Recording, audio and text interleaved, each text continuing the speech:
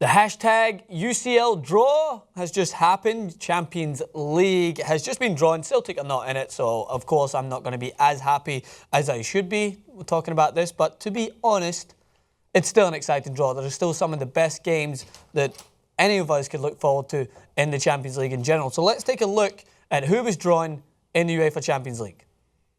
So there you have it. I've been waiting for, I don't know how many years since I've been watching Celtic, for Celtic to be drawn in the same group as Real Madrid. And of course, the team that beat Celtic to get into the next stage, the group stage of the Champions League, are drawn with Real Madrid. So everyone's happy. Yeah, it's delightful. So PSG, Real Madrid, Shakhtar Donetsk and Malmo make up Group A. Stay tuned for a clip following this in which I will give my predictions for the Champions League and who will proceed from each of the groups. But let's proceed through it and I'll talk through the rest of the teams drawn. So Group B, PSV, Man United, CSK, Moscow and Wolfsburg. A generous draw, I believe, for Manchester United in this Champions League draw in general compared to their counterparts, the blue side of Manchester. So I'll get on with them in a minute. But Group C, Benfica, Atletico, Galatasaray and Astana making it into the Champions League. Group D, Juventus, Man City, Sevilla and Borussia Mönchengladbach. So that is what I was talking about there. A very tough draw for Manchester City facing up against last year's runners-up Juventus, Sevilla, the winners of the Europa League, and Borussia Mönchengladbach, who are a tough opponent nonetheless. So a very tough draw, I think, for Manchester City. Group E now, get into some real exciting ties next season. Barcelona,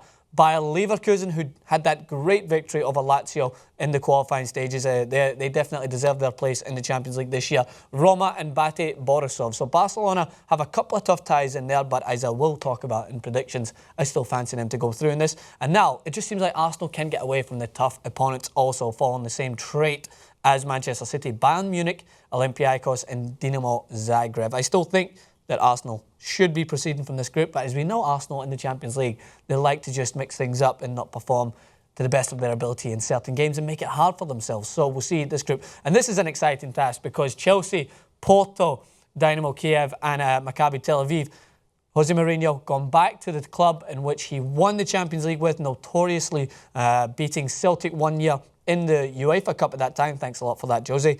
And winning the Champions League the following year, back-to-back. A great accomplishment for him. So that is another exciting task to see how he will be received when he goes back to Porto. I'm sure they'll give him a warm welcome. He did do magical things with them. And then making up the last group, Zenit St. Petersburg, Valencia, who of course had tough opponents in qualifying against Monaco. Great for them to get into the Champions League this year, making up, they will be the 5th La Liga team to compete this season. Unbelievable from a La Liga standpoint, and people say that league is not competitive enough throughout. I'm probably one of them that does do that. I still prefer the English Premier League, but what are you going to do? Lyon and Ghent at the bottom there, or Gent, however you want to see it. So that gives you the breakdown basically of who's going to play who. I'm not exactly sure of when the dates commence, but there is some fantastic games in there. I'm looking forward to the likes of Man City versus Juventus. I tweeted out some of my favourites. PSG versus Real Madrid is going to be an absolutely fantastic game, a beauty of a game. Zlatan Ibrahimovic coming up against obviously one of the teams he played against when he was at his time at Barcelona. It's going to be fantastic throughout. This is why I love this competition, because some of the teams that are going to face each other in that are just truly outstanding. From a neutral standpoint, I are slightly favouring the Red of Manchester. I'm looking forward to Manchester United coming back into the Champions League this season, rightfully so, after their win over Bruges. I'm looking forward to their game, and there's plenty of other games out in there that I think everyone from a neutral standpoint in footballing world are going to be excited to see. So there's your breakdown of the group, and I will be able to give my predictions on the next clip, which will be a little bit longer, a little bit more in depth, of who I think are going to go through in each of these groups. So stay tuned for that, and as always, subscribe to T-Red.